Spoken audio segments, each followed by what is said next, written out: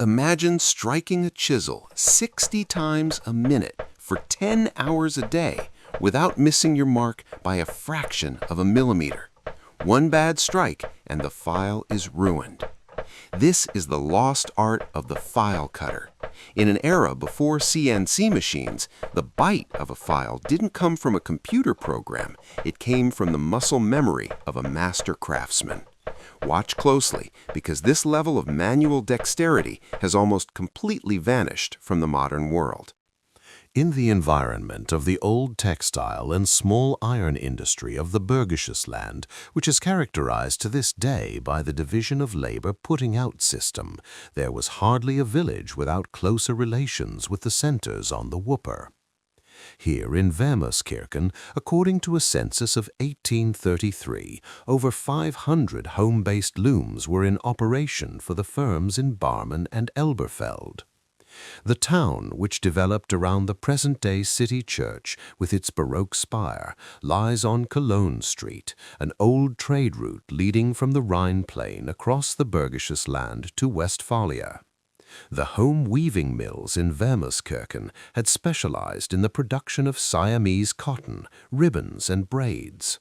Around 1800, file cutting was added as a branch of the small iron trade, which was able to survive in its artisanal form the longest in the former Honship of Polhausen. For the cutting of files, people looked toward Remscheid, which lies on the northern heights beyond the Eschbach Valley. From the Remscheid smithies, the raw files reached the grinding cottages along the stream, where they were picked up for further processing by the file cutters from Polhausen. Where the path leads down at the edge of the valley lies one of the last home businesses, which was established as a machine cutting shop as late as 1948. From the workshop behind the house, the rattling of the fast-running impact chisels rings out. Even in this modern cutting chamber, the windows are located on the south side for better utilization of daylight. The machines, which date back to an invention imported from England around 1900, enabled the establishment of factory operations in the Remscheid file smithies. However, due to the large number of special varieties, they remained dependent on domestic workshops until the time after the last war. The blanks of the flat files, which have already been ground bright, are clamped into the movable carriage of the cutting machine. Manual work here still includes turning them over to apply the diagonal cuts on the other broad side. The chisel's impact sequence is combined with the speed of the forward propulsion. In this way, it is achieved that the grooves and ridges are distributed at equal intervals on the surfaces of the files. Here, despite the machines, they have held on to the wall decorations typical of the manual cutting rooms of the past. Almost all free spaces are covered with postcards, pictures, and photos that visualize travel experiences, people from the circle of relatives and friends, or events from club life. Initially, the cutting machines could not completely replace the qualitatively better and more adaptable manual work. Of the 45 craft workshops with a total of 120 cutting blocks that existed in Polhausen and Schellscheit in 1900, 22 were still in operation in 1910, 5 of which worked until 1939. The cutting rooms were mostly located as small outbuildings, recognizable by their window front, close to the residential houses. The connection to the file smithies in Remscheid was regulated by wage agreements with weekly delivery and payment dates.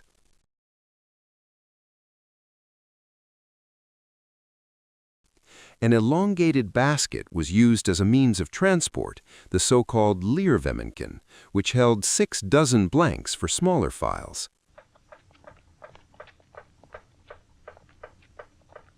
The filled basket, which weighed well over 80 pounds, was supported with a carrying stick to relieve the shoulder.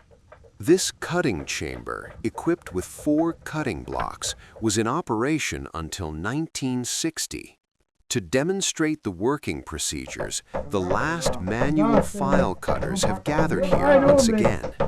The workshop, which lay unused for 10 years, has not changed during this time.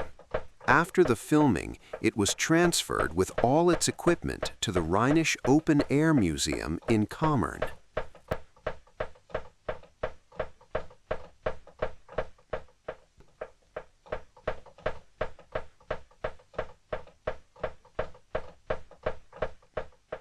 On the hand shelf on the narrow side of the room, 5 file types differing in size and profile lie ready for processing. The wooden shoes in the compartment below served as footwear in winter. The blanks brought in are 5-inch long triangular saw files, such as are still used today for sharpening saw teeth. Just as the products come from the smithy or from the grinding shop, they cannot be provided with cuts. Therefore, they are first put aside.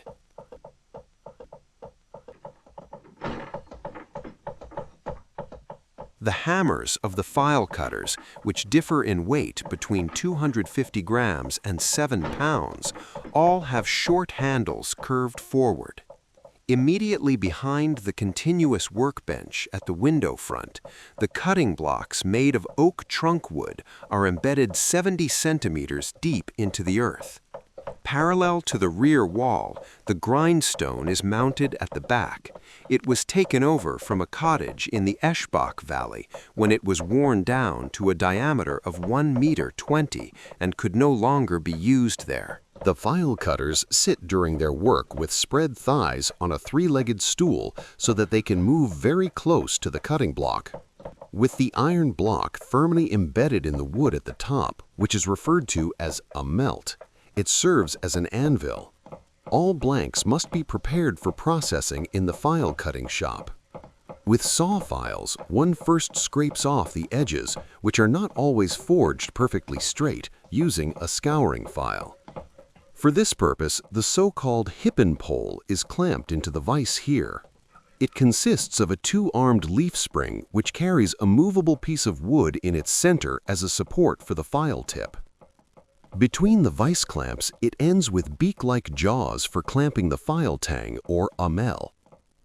Now the saw files must be tipped on the amelt, which is made non-slip with a piece of postcard cardboard.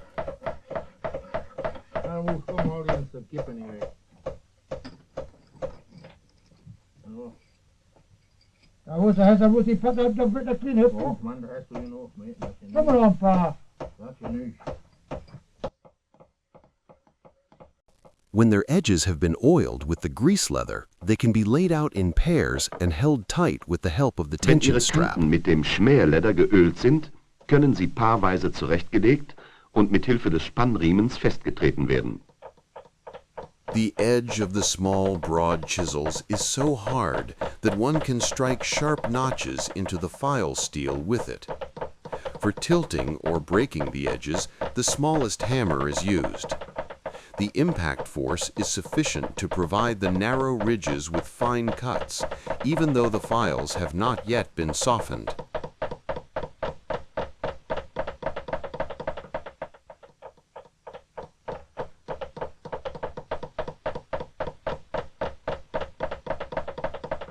When the tension strap is released with the foot, the next file edge can be turned upwards. The tightened strap presses the workpieces firmly onto the base again at the front and back. Formerly, school children and women were also called upon to apply the tilting blows on the ridges of the triangular files.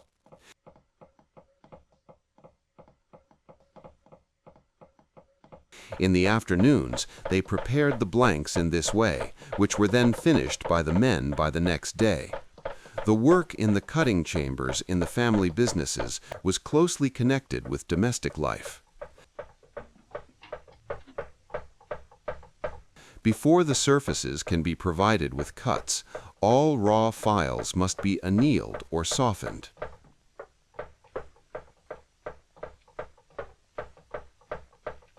For this purpose, the stove in the kitchen was usually used.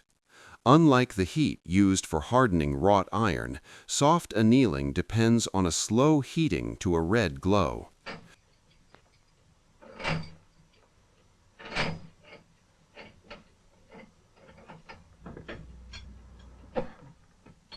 The rack, which holds 12 small files, is placed directly into the stove fire above the grate.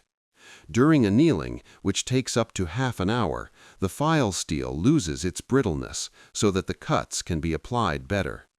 The well at the house, like the entire property, dates from the year 1876.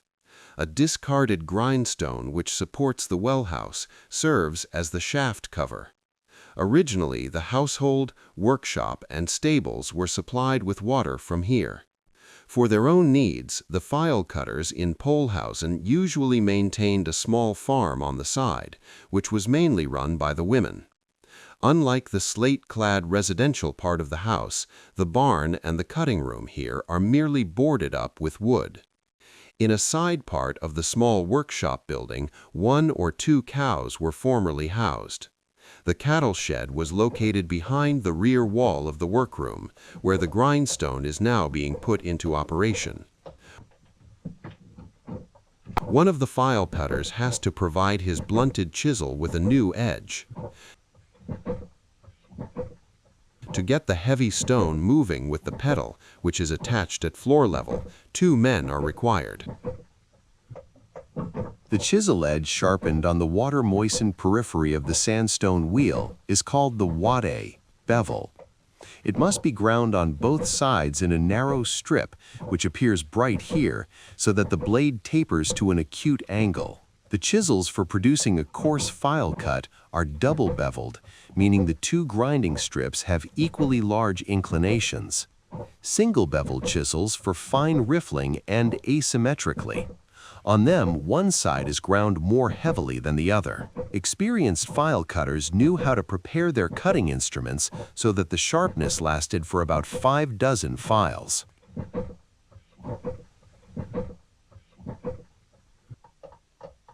In the kitchen, the saw files softened over a small fire have meanwhile been annealed enough to be taken out. Even when food was being prepared, the stove was used for this purpose. Then the housewife took care of putting them in and taking them out, with one batch often following another.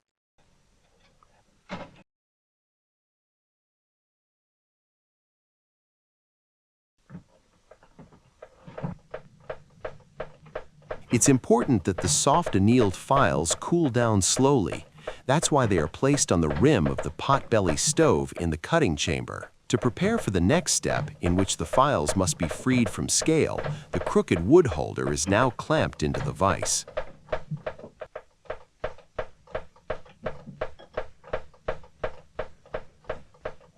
To prepare the blanks, the file cutters need scouring files, which they keep ready in large numbers. In order to ensure they grip sharply, they must be recut every 2 to 3 weeks. Underneath the scoured-off scale, the bare metal surface emerges, which is smoothed at the same time. On the front leg of the crooked wood holder, several abutments are attached for files of different sizes. This is a prerequisite for applying regular cuts with equal spacing. Even when saw machines appeared, saw files still relied on manual file cutters. Until the 1930s, the cuts on the triangular, forward-capering file body could only be produced very imperfectly by machine. When enough blanks are made ready for cutting, the anvil is set up on the cutting block. In the middle of the anvil plate is the lead saddle provided with furrows, one of which the file cutter deepens with a triangular iron. By inserting a scoured saw file, he can determine whether the furrow offers immovable support along its entire length.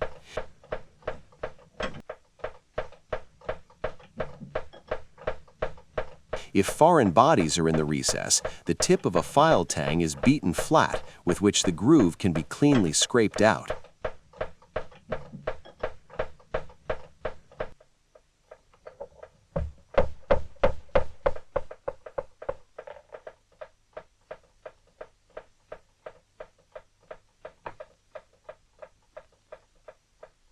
The freshly ground cutting chisel is not yet ready for use. On the grindstone, only the large bevel was applied, on which the small bevel must now be prepared as the actual cutting edge. For this, a so-called Belgian coticule is used first, the surface of which is moistened with water. The flat scouring stone has a very fine grain. The abrasion combines with the water to form a thin abrasive paste. During rubbing, it causes the two tapering inclined surfaces of the cutting edge to unite in a sharp center line. Subsequently, the fine burr must be honed on the oilstone, which is provided with a notch on the narrow side. The file cutter checks with the tip of his index finger whether the bevel of the cutting chisel has the correct angle.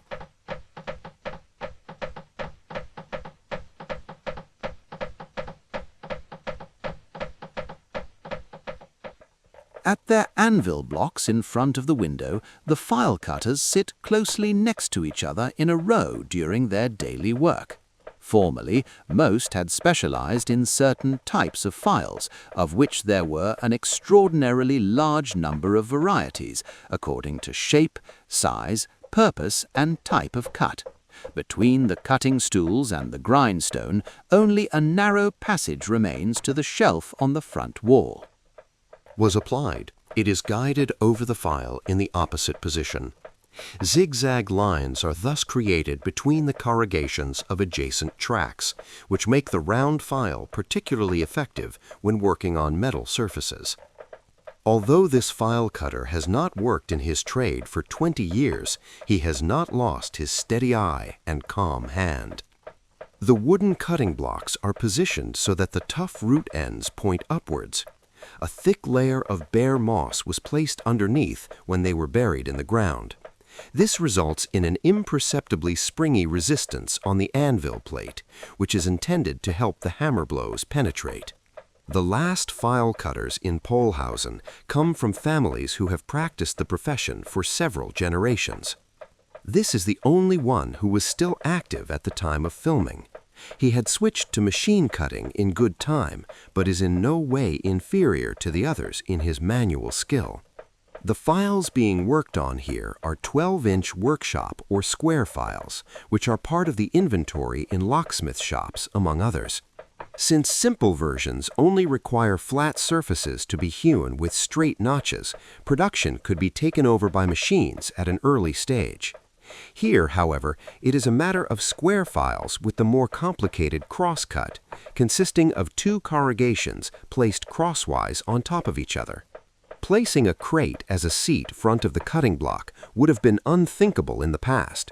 The file cutters, who usually spent 10 hours working in their workshop, relied on seating that matched their body measurements. The craftsman-like use of hammer and small chisel depended crucially on this.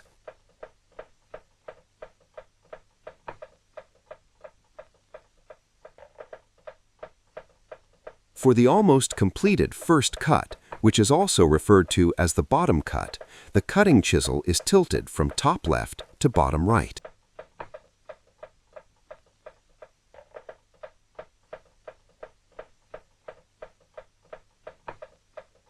If the top cut is now to be placed over this, the file cutter moves his seat to the other side.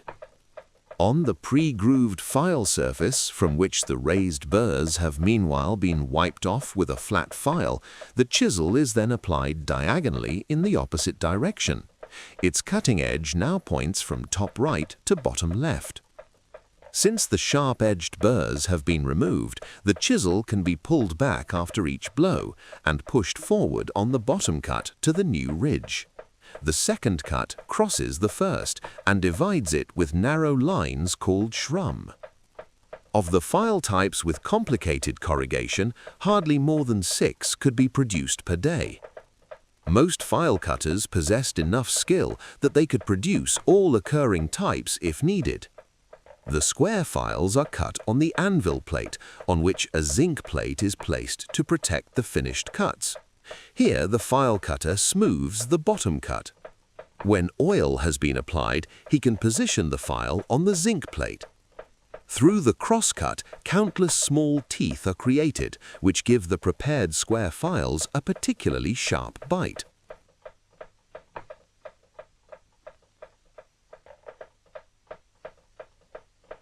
Another advantage is that the file cuts cannot get clogged. In the cutting chambers, operations were determined by the number of pieces due to the weekly delivery dates. To ensure that the required quantity was ready on Fridays, the daily output was counted every evening.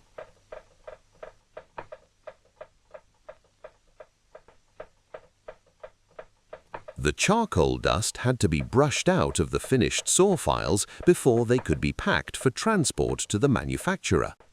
When women and children helped with this, reports say it led to lively rounds of storytelling and cheerful singing.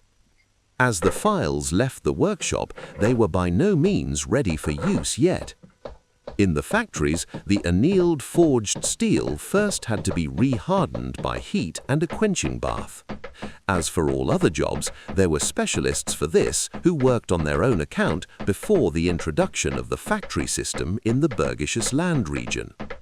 Hardening was followed by straightening, where files that had warped were straightened out. To protect the cuts from damage during transport, the workpieces were wrapped in newspaper by the half dozen, similar to here. The units of 6 also facilitated counting and helped with billing.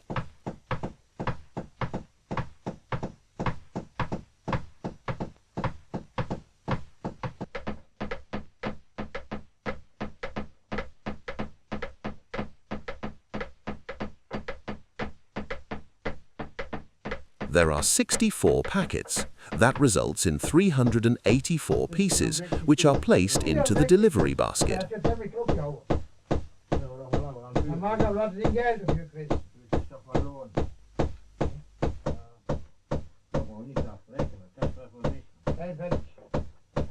Since the freshly cut files rust easily, they were protected from moisture with cloths covering them.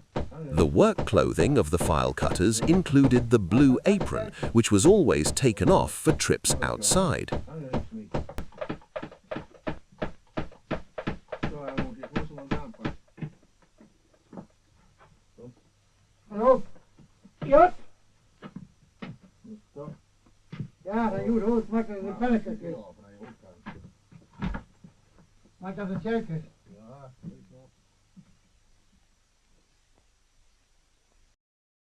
On the 1-hour walk through the Eschbach Valley to Remscheid, there were trees with low branch forks on which the delivery basket could be set down for a rest.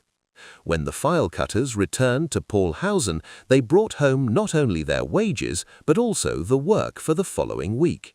We just watched a steel chisel cut into a steel file. It seems impossible, but as we saw, it all comes down to the heat treatment.